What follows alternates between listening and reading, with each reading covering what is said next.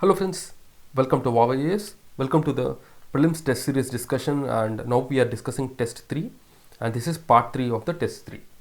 So let's quickly begin the discussion. The first question is with regarding to the mangrove forest. The mangrove forest is one of the most important coastal forests, you can say. The mangrove protect the coastal areas from erosion. The mangrove also protect the coastal areas from the tsunamis and other cyclones. So that's why the mangrove is very important. So that's why we will be finding mangroves frequently in the questions. So the mangroves composition, if you see, the mangrove forest, the highest, or you can say the largest forest is there in West Bengal. West Bengal has about 2,114 square kilometers of mangroves, followed by Gujarat. Gujarat at 2. After that you have Andaman. Gujarat has 1,175 square kilometers. Andaman at 616 square kilometers, followed by Andhra Pradesh at 4. So one is West Bengal, 2 is West Bengal, 2 is Gujarat, 3 is Andaman, and 4 is Andhra Pradesh. That is the thing about mangroves. Next, the 67th question, it's about Van Gujars. So Van Gujars, if you see, they are the nomadic community of Uttarakhand. Remember, Van Gujars are nomadic community of Uttarakhand. Recently, the concerns were raised with respect to the impact of the Wildlife Protection Amendment Bill on this Van Gujars. That's why this was in news. So Van Gujars are these nomadic pastoral community of Uttarakhand, and they practice seasonal migration across the forest in Uttarakhand, UP and Himachal Pradesh in pursuit of their pastoral livelihood. They have the right to Khalifa. That means they can migrate to these summer homesteads in Bugyal of Himalayan alpine meadows located in the Govind Pashu Vihar National Park in Uttarkashi. The rotational grazing and their buffaloes help maintain the water sources through embankment, removal of invasive species, facilitates in seed dispersal, remanuring grazing areas, the creation of forest lions in the forest to protect the ecosystem, and so on. Also, lopping of leaves by them enables sustenance of the herbivores. It fosters healthier growth and density of the lopped trees. So this is the whole thing about this Van Gujars. Next, you have the continental shelf. So continental shelf is nothing but, so here you can see in this image. So this is the continental. So this is the continental shelf. This is the continental slope. This is the continental rise. So continental shelf is the gentle sloping of relatively flat extension of a continent. It is covered by the ocean. That means it's just you can say there is just gentle slope, and this gentle slope is occupied by the water. Okay, after this there will be this abrupt shell break. This is called as continental slope. After continental shelf, you have continental slope where the sloping increases. Right. So this continental shelf is very important because here there will be a lot of depositions. And it contains valuable oil and gas minerals. This is also a major fishing ground. Because of the large depositions, lot of fishes and all, they will come for food. And next we have the trenches. Trenches are the deepest part of the oceans. They are relatively steep-sided, narrow basins, 3 to 5 km deep than surrounding ocean floor, occurring at the base of continental slopes and along island arcs, and are associated with the active volcanoes and strong earthquakes. So these are the things with the continental shelf. Next, the Stree Manoraksha project. It was launched during the Women's Day celebrations by the National Institute of Mental Health and Neurosciences and Minister for Women and Child Development.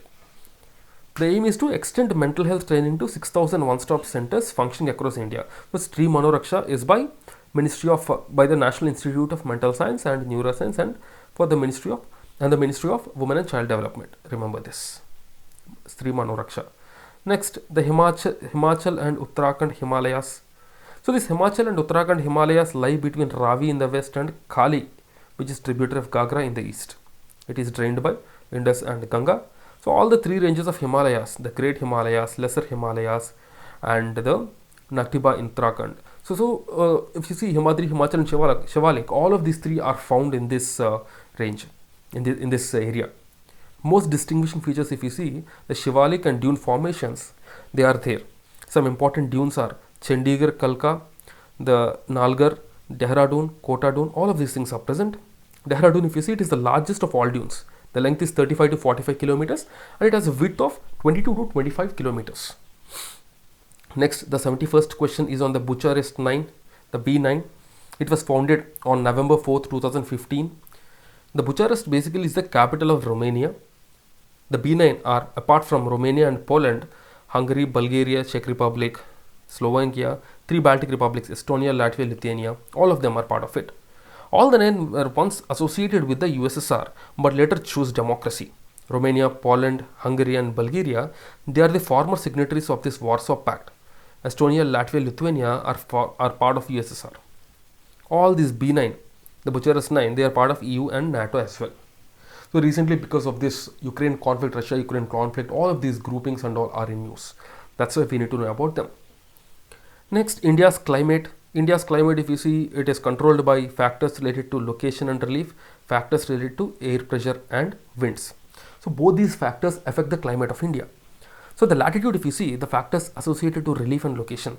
The Tropic of Cancer passes through the central part of India. The northern part of India lies in the subtropical and temperate zones, and the part lying south of Tropic of Cancer falls in the tropical zone. The tropical zone, being near to the equator, experiences high temperature throughout the year with a small daily annual range. The area north of Tropic of Cancer being away from equator witness extreme climates. That means the, or you can say central, the part which is above the central part of India. The area north of this Tropic of Cancer being away from equator witnesses extreme climate with a daily with high daily annual range of temperature.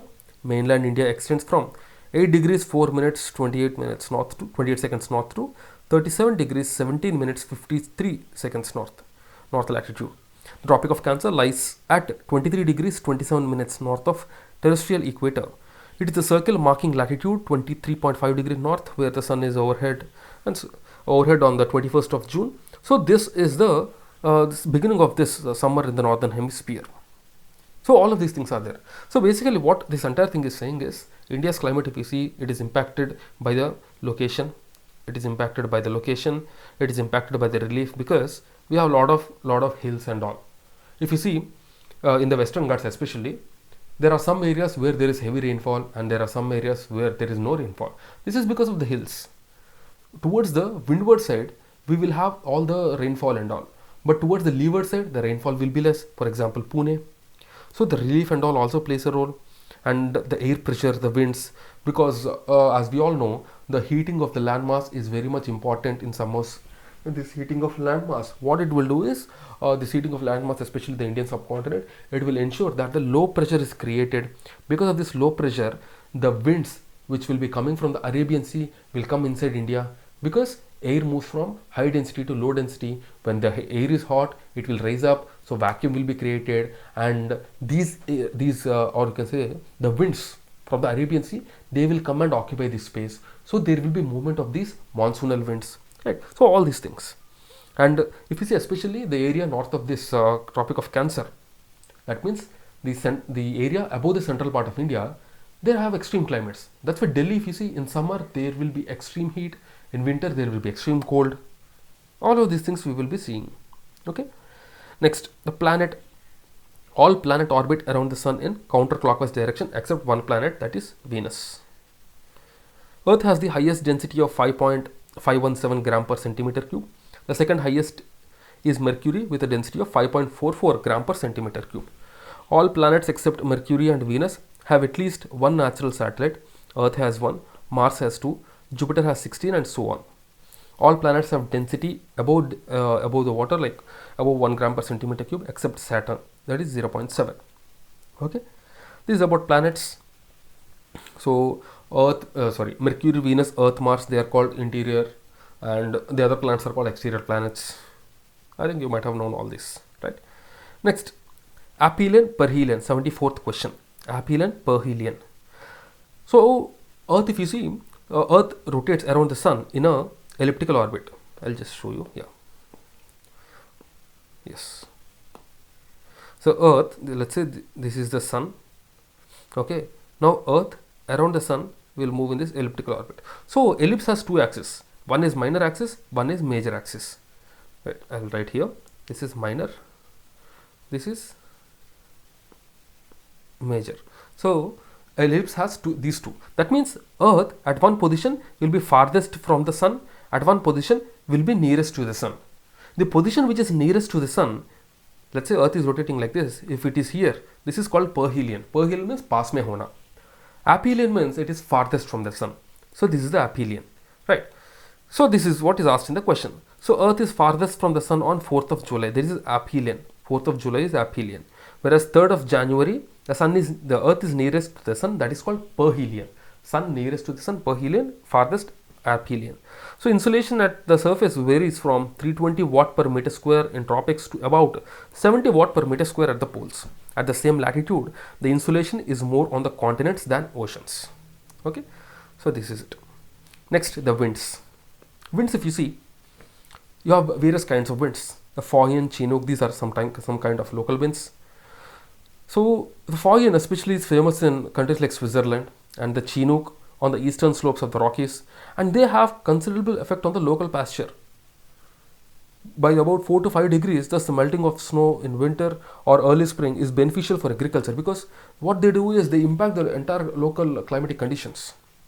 The warm moist air moves from Mediterranean Sea and brings precipitation on the southern slopes of Alps. It becomes warm due to adiabatic rise of temperature, loses its original character and descends down. So this dry warm is called Fohn. So that means the air from the Mediterranean Sea, the warm air will move towards these Alps. Because generally if you see, let's say this is ocean and this is land. The ocean will cool slower compared to that of land. It will also heat up slower compared to that of land. So if you see, even during winters, the ocean will cool at a much lower rate compared to that of land. So the warm air, so the air which is warm, warm means that is comparatively warm, that will move towards this cold area. Okay, it will move, and this warm air which is moving towards this cold area, it will ensure that some ice will melt, it will ensure that the vegetation is maintained and everything. So it will take care of this microclimate in that region. Okay, so this warm dry air is a Fohn. Next, Sirocco and Mistral. The local winds of Mediterranean. Sirocco means hot, dry, dusty wind that originates in Sahara, which is frequent in spring. It blows outwards in southerly direction from desert interiors into the cooler Mediterranean Sea, known by different names in different countries around the Mediterranean. Next is Mistral. The Mistral is the cold wind from the north rushing down the Rhone Valley in the France over to the Mediterranean Sea. So this is about Fohn, Chinook, Sirocco and Mistral. Next, the 76th question. 76th question is with regard to the reasons for excessive cold in the North India. Because North India, if you see, it has extreme climate, as we just discussed. Even in summer or in winter, it will have extreme climates. So what are the reasons for the extreme climates? The first is the continentality. Punjab, Haryana, Rajasthan, they experience continental type of climate. Because if you see, there is no ocean or anything. You have the rivers, but ocean presence is very important for the climatic conditions. So you don't have these things. Next, and also they experience, they are in the mid latitudes. They are in the mid latitudes to a certain extent. So they experience that kind of climate. Around February, the cold winds from the Caspian Sea and the Turkmenistan bring cold wave with frost and fog over the northwestern part of India. This is also there. Next, the easterly jet streams, they set in 15-degree north latitude only after the western jet stream withdraws itself from the region around June. It is held responsible for the burst of monsoon in India. Okay, so this is the reason for the cold climate in the North India. Next, 77th question, the content delivery network CDN. So telecom companies, they are backing this proposal to regulate this CDN, that is content delivery network, to be kept out of the TRAI, the Telecom Regulatory Authority of India, recommendations on the net neutrality. So CDN, what it actually is. So generally, if you see the service, the main service will be at somewhere. Let's say you're accessing Google. The Google main service will be in United States. But if you're accessing from India, you need a fast internet. So for that, what the CDN does is, it will have a geographically distributed group of servers. Which work together to provide faster delivery. But this doesn't mean there will be servers in India and other parts also. What it does is that, there is this term called cache. So this cache is nothing but the temporary storage of data. It will temporarily store all this data. So in this manner, the original server's data is temporarily stored in few of these kind of CDNs.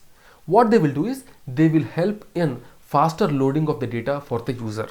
That is the thing. While CDN does not host content and can't replace the need for proper web hosting, it does help cache content at network edge, which improves the website performance. So this helps in faster loading of the content, which will help the users.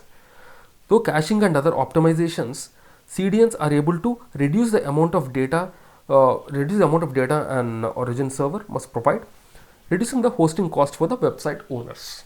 So this is the thing about content delivery of network. Next, the 78th question is on gravitation. So gravitation force, if you see, it is not same at all the points on the earth. It is different at different points. It's not same. So near the poles, the gravitational attraction will be high. It will be low. Near the equator, the gravitation will be high. Distance from the center at equator is greater than at the poles. So normally if you see gravitation, F equal to gravitational force equal to G m1 m2 by r square. So r is the distance between the bodies, m1 m2 are the masses of the bodies, and g is the constant. So when the distance increases from the center, the gravitational force will reduce. So if you see compared to that of equator, the poles are far. So when the distance is high, the gravitational force will be less. That is the reason the gravitational force is less at the poles compared to that of equator. Gravity differs as per mass of the material. Uneven distribution of mass within the Earth's surface influences it. Okay, and the readings differ from expected values such as difference in gravitational anomaly, etc. So this is the thing.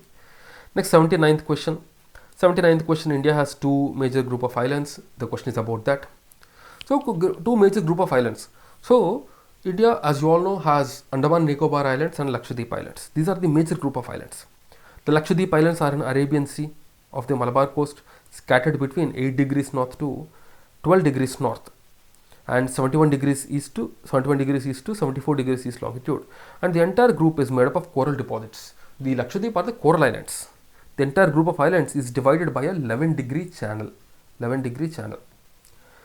But don't get confused, this 11-degree channel divides the Andaman and Nicobar and not the Lakshadweep. Okay, so this entire group of islands, that is the entire group of Andaman Islands, is divided by this 11-degree channel. So here you can see this is the Andaman Islands in the north and Nicobar Islands in the south. Remember this, Andaman and Nicobar, Andaman in north, Nicobar in the south, and they are divided by this.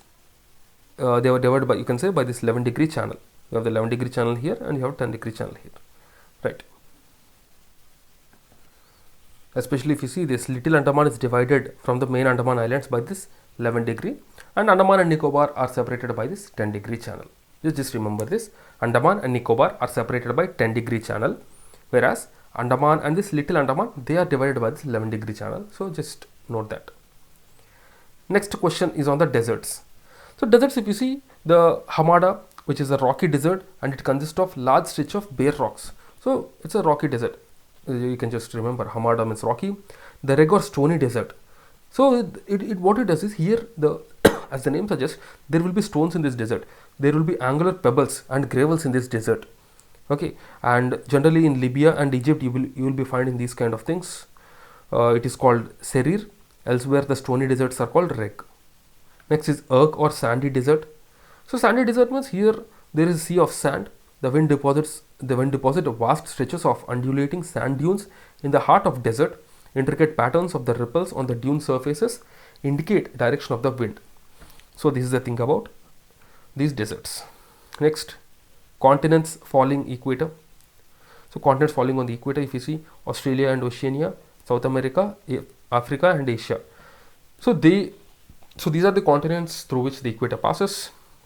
It travels 13 countries: Kiribati in Australia, Oceania, Ecuador, Colombia, Brazil and South America, Sao Tome and Principe, Gabon, DRC, the Democratic Republic of Congo, Kenya, Uganda, Somalia. They are the countries in Africa. Next, Maldives and Indonesia in Asia. Mahi in India passes through Tropic of Cancer twice. So this is another thing you just remember. But remember, in Asia, Maldives and Indonesia, that's it. Okay, in India, this equator does not pass through in India. Only Tropic of Cancer will pass through India. Congo in Africa passes through equator twice. Remember this fact also. Mahi passes through the Tropic of Cancer twice. Mahi is the river. It is a west flowing river. And here you can see Congo in Africa passes through the equator twice. Right. So this is the thing. Next, 82nd question. Suvas and Supes. Suvas and Supes. Supreme Court Vaidik Anuvad software, so or SUVAS, it is a machine assisted translation tool by AI designed for the judicial domain and at present with the capacity of translating English judicial documents into 9 vernacular languages. So it is nothing but the SUVAS or SUPES, you can say they help the Supreme Court. That is, they help the court in fact. Okay, so SUVAS especially, it is a translation application, translation a technology, you can say. It is a machine assisted translation tool, and a pet project. There is a pet project of CJI Justice VOW Day, the Supreme Court portal for assistance in the court efficiency. SUPES. SUPES means court efficiency. SUVAS is for translation. So the SUPES collects relevant facts and laws and make them available to the judges. This is the thing about SUPES. Next, Duar. Darjeeling and Sikkim Himalayas, they form the So Darjeeling and Sikkim Himalayas, they are famous for these duars. The alluvial floodplains lie to the south of outer foothills of Himalayas and north of Brahmaputra basin. They are divided by Sankosh River into the eastern and western duars, western and Bengal duars, and eastern or Assam duars. They are supported by the tea plantations. The Shivaliks are absent in this region. So this is about duars. Next, the catchment area. So if you see, catchment area is nothing but the entire area around the river which will catch the water that is required for the river. So the catchment area, if you see, highest is Indus, just a second. It is the Ganga which is the highest. So Ganga is the highest. After that, Indus. Indus they calculate only up till the border, so that's why. So Ganga is the highest, followed by Indus. So catchment area is that the land area where water collects when it rains, bounded by the hills as water flows over the landscape. That is the thing. Next, 85th question is anticyclone. Anticyclone is nothing but opposite of cyclone. The cyclones, if you see in the northern hemisphere, they travel in the anti-clockwise direction, whereas anticyclones are clockwise direction. That is the thing. They are opposite of cyclones. With high pressure in the center and isobars form apart, the pressure gradient will be there, and it is gentle and winds are light. It herald fine weather. The skies are clear, air is calm, and temperatures are high in summers but cold in winters. In winter, the intense cooling of lower atmosphere may result in thick fogs. The winds in anticyclone blow outward and subject to deflection, but they blow clockwise in northern hemisphere and anti-clockwise in the southern hemisphere. That is the thing about anticyclone. So just as it, clockwise in northern hemisphere, anti-clockwise in southern hemisphere. Next, 86th question is on the important national parks.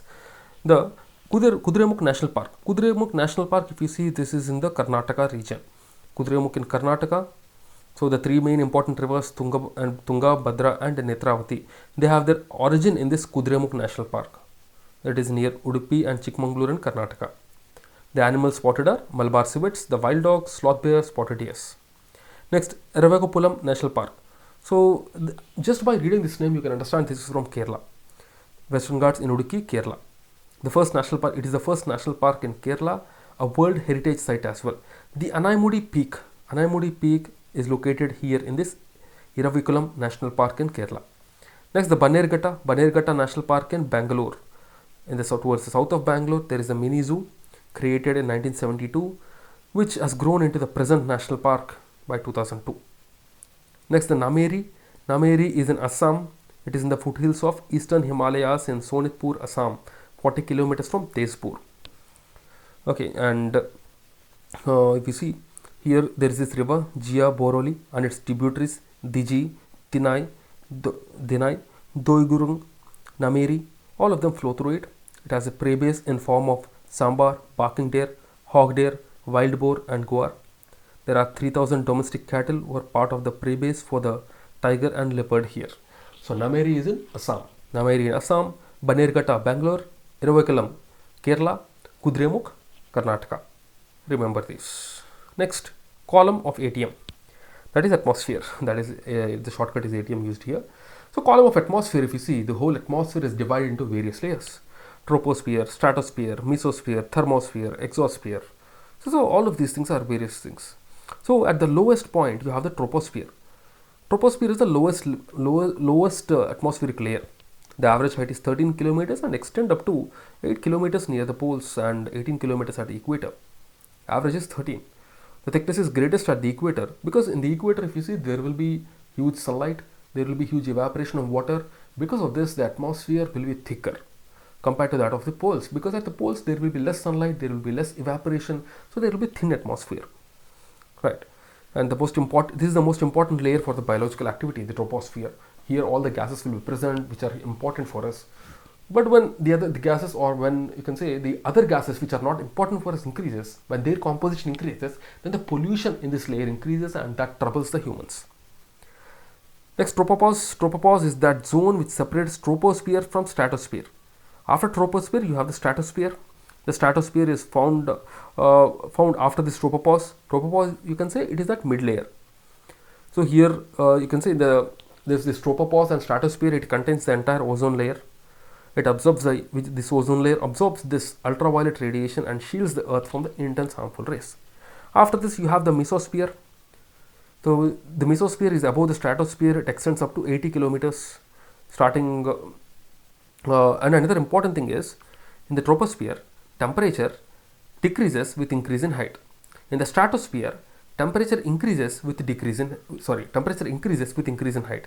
Again, in mesosphere, with the increase in altitude, the temperature decreases. This happens here again. So just note this difference.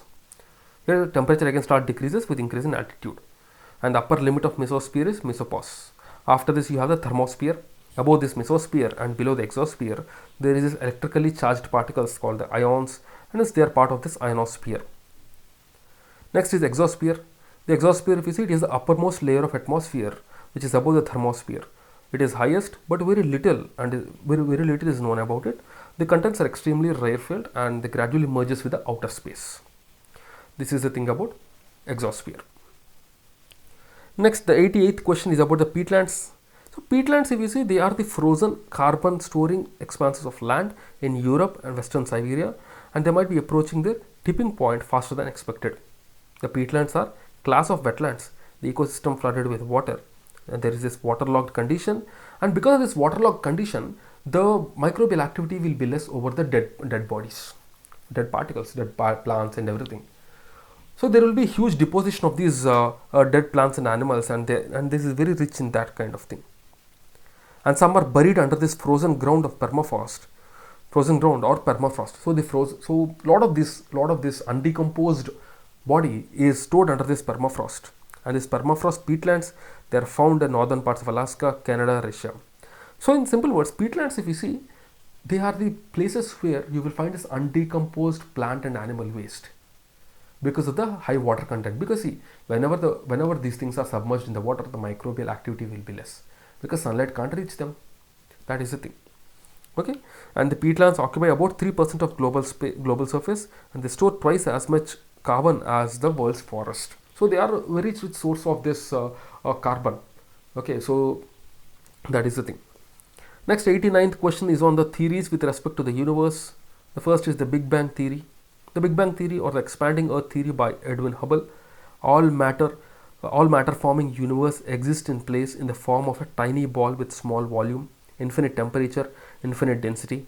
At Big Bang, which is 13.7 billion years ago, there is this tiny ball which exploded and the universe continues to expand, which is widely accepted theory. And the steady state theory says that, this was proposed in 1948, it says that the universe is always expanding with constant average density, with the matter being continuously created to form new stars, galaxies at the same rate than the old ones, becoming unobservable due to their increasing distance and velocity recession. Next is the Big Splat theory. The Big Splat theory says that it talks about the formation of Moon as satellite to Earth. The body, which is 1 to 3 times the size of Mars, collided into the Earth after Earth was formed. It blasted as a large part of the Earth into the space. It continued to orbit around the Earth and formed the present day Moon about 4.4 billion years ago. So these are the three main theories, but if you see, this Big Bang theory is the major theory which is currently followed for all the things. Next, 90th question is on the earthquake waves. Earthquake, if you see, is nothing but the trembling or shakes that we will be finding on the surface of the Earth. There are two kinds of earthquake waves. They are P waves and S waves. P waves, if you see, they vibrate parallel to the direction of the wave. They exert pressure on the material in direction of propagation.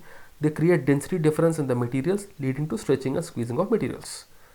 And if you see the P waves, it travels through solid liquid gas. On the other hand, there is this S wave which travel perpendicular to the wave direction in the vertical plane, hence they create trough and crust. And here this S wave will travel only through solid. It will travel only through solid. Okay. Sorry. Yeah, it will travel only through solid. Yeah, that's it. Next, you have this exogenic and endogenic forces. So Earth's surface is continuously subjected to these external forces called exogenic forces and internal forces called the endogenic forces. The exogenic process derive energy from the atmosphere determined by ultimate energy from the sun and the gradient created by the tectonic factors. The energy from within the earth is the main force behind endogenic process. Next is the exogenic process. If you see, so exogenic process is something which occurs on the surface. What occurs on the surface? The sedimentary rocks, sedimentary rock formation is one thing, and another thing is that the degradation, or in other words you can say erosion of the rock bodies and others on the surface of the earth. The exogenic forces result in degradation of relief elevations, the aggradation of basins or depression on the earth's surface. So the wearing down of relief, so that means the erosion of any mountain or anything.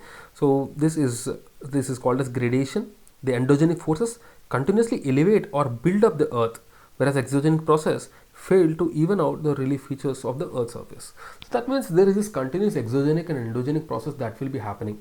Exogenic is from outside, endogenic is from inside. Okay, though from inside there is continuous build up, but from outside there is no uniform build up or uniform erosion. Things will not be uniform, right? So this is the thing about this exogenic and endogenic forces. Next, the oil seeds. 92nd question is on oil seeds. So this economic survey 2021-22 said that the vegetable oil consumption is expected to remain high due to population growth. We all know this. India consumes the highest. India is one of the largest importer of this vegetable oil because of this. And according to the OECD report, India is projected to maintain a high per capita vegetable oil consumption, which is about 2.6% per annum, reaching 14 kg per capita by 2030, necessitating a high import growth of 3.4% per annum. India currently relies on the import to satisfy 60% of its domestic demand.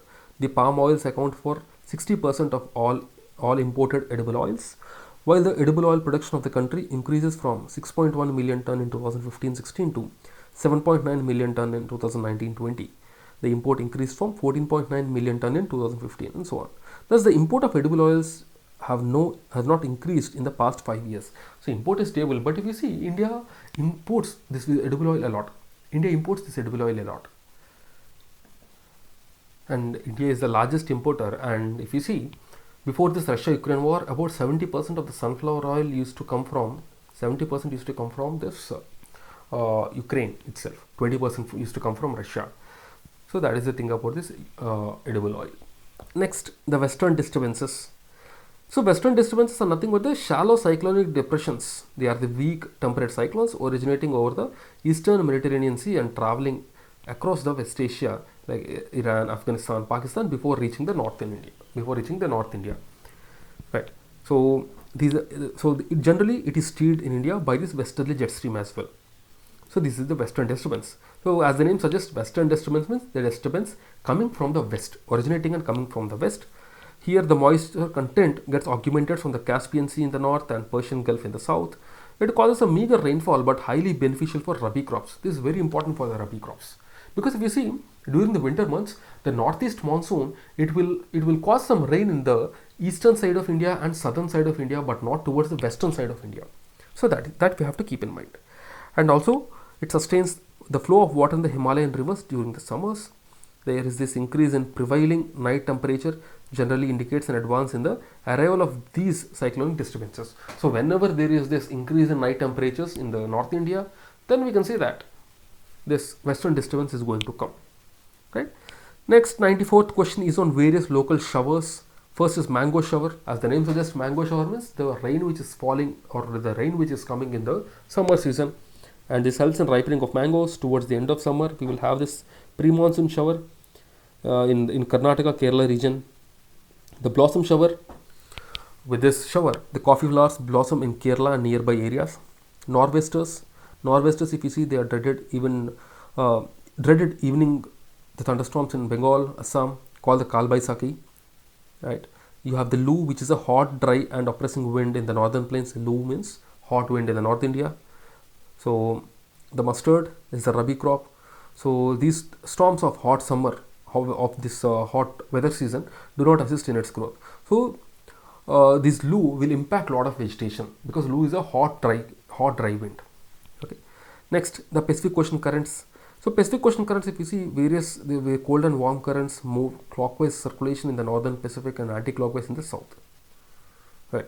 You have the north equatorial current, which is a warm current, and the south equatorial current is also a warm current. You have the counter equatorial current, which is also warm. Kuroshio, the warm current. The North Pacific drift, which is also warm. You have the Oyoshio. The Kuroshio goes like this. Oyoshio comes down like this. So the Oyoshio is a cold current. Californian current is also cold current. You have the Peruvian current, the Humboldt, the Peruvian or Humboldt, the East Australian current, Alaska current. East Australia and Alaska are hot, whereas the Peru current is the cold current. So various ocean currents, Pacific Ocean currents are asked directly. See, if you see like this, it's very difficult. But if you see the image like this, then you will be able to remember all of them very easily. See, here you have the East Australian current, warm current. Here you have the Peruvian current, cold current. The South Equatorial current, which is warm. North Equatorial, warm. The Equatorial current. So like this, you can remember very easily. The Kuroshio, which is warm current. Oyoshio, cold current. Right. So like this, if you see the image and try to remember them, you will be able to remember them very easily. See, just remember like this. The currents which are coming from equator to the south, they are generally warm. So that means from equator, if the current is moving towards the pole, it is a warm current. If a current is moving from the pole towards equator in this direction, it is a cold current. That is so blindly you can just remember like this. All the currents, if you see here Canary current, in which direction it is coming? From pole to equator. Even if you see the East Greenland current, from pole direction towards the equator, cold current. At the same time, the Norwegian current, it is moving from pole to equator. So it is a warm current. So all the currents, if you see, if any current is moving in the direction of pole, then it is a warm current. If it is moving in the direction of equator, then it is a cold current. Okay. Right, that is the thing. Next, the rim of Pacific. Rim of Pacific, if you see, it is nothing but the rim of fire in simple words. So a dotted line in central part of Atlantic Ocean. So this is the Atlantic Ocean. Central part of Atlantic Ocean running parallel to the coastlines, further extending into Indian Ocean, bifurcates a little. So like this, bifurcating a little. Like this, it bifurcates a little south of Indian subcontinent, with one branch moving into the Eastern Africa and other meeting similar to that of Myanmar to New Guinea, coinciding with the mid-ocean ridges. So the mid-ocean ridges, if you see, they are found very much here. The rim of Pacific is, if you see, this is the entire rim of Pacific, the dotted lines. So this is a very this is the region of where you will find this active volcanoes especially. Okay, this is the rim of Pacific. So rim of Pacific is nothing but it is the rim of fire where you will be finding the active volcanoes. Right. Next, the Westerlies. So Westerlies, they are from the subtropical high pressure belts. The winds blow towards the temperate low pressure belts as variable westerlies. Under the Coriolis force, they become southwesterlies in the north and northwesterlies in the southern hemisphere. More variable in the northern hemisphere. They play a valuable role in carrying warm equatorial waters and winds towards the western coast of the temperate lands. This warming effect and other local pressure difference result in variable climate in temperate zones, dominated by movement of cyclones and anticyclones. In the southern hemisphere, there is this large expanse of the oceans, 40 degrees to 60 degrees south. The westerlies blow with much greater force and regularity throughout the year. They bring precipitation to western coast of continent. The weather is damp and stormy. It is thus usual for the seafarers to refer to westerlies as roaring 40s, the furious 50s, and the striking 60s according to the degree of storminess. This is the thing about westerlies. So westerlies, if you see, they are nothing but the winds flowing from west direction. Easterlies means winds flowing from the east direction. Remember like that. Next, CBI. So recently Andhra Pradesh and West Bengal has withdrawn the general consent granted to CBI. That means the CBI cannot enter into the state without the permission of the state government. That's why it was in news. The CBI has jurisdiction only on the Government of India department and employees, and it can investigate a case involving state government employees or a violent crime only after state government's consent. The general consent is given for a period of 6 months to a year. This was withdrawn by various states. Next, longitudes. So longitudes means these are the vertical lines which are drawn on the world map, as you all know. The angular distance measured in degrees with respect to equator, east or west of the prime meridian. The half of the world is measured in degrees of east, whereas the other half is measured in degrees of west. So each longitude, if you see, 1 degree is approximately 5 minutes. So the time varies because Earth moves in the anti-clockwise direction. Earth moves in this anti-clockwise direction, and each longitude, Earth moves from, you can say, in simple words, the Earth rotates in the direction of west to east. That's why the sun rises in the east. All longitudes are of equal length. They converge towards the poles. Distance between two corresponding longitudes is highest at the equator and it's least at the poles. The altitude, if you see, it is highest over the sea. There's no correlation with the latitude or longitude. Like the Ural Mountains in Russia have higher altitudes compared to that of North Indian plains, and Mount Everest has altitude higher than the Ural Mountains. So altitude doesn't have any impact on, or you can say the longitude doesn't have any impact on the altitude. Next, the Landport Authority of India. So recently it celebrated its 10th foundation day. So the question was asked. It is a statutory body. Landport Authority is a statutory body under the Department of Border Management, Ministry of Home Affairs. They build land ports on the Indian borders and provide the state-of-art infrastructure to facilitate efficient movement of cargo and passengers for reducing time and transaction cost. They promote regional trade and people-to-people contact and imbibe best international practices. So this is the thing about the Land Port Authority of India, right? So these are the questions of test 3. Now we have finished this third test as well. You can check all of these updates in the Telegram channel. The Telegram channel details are there in the description.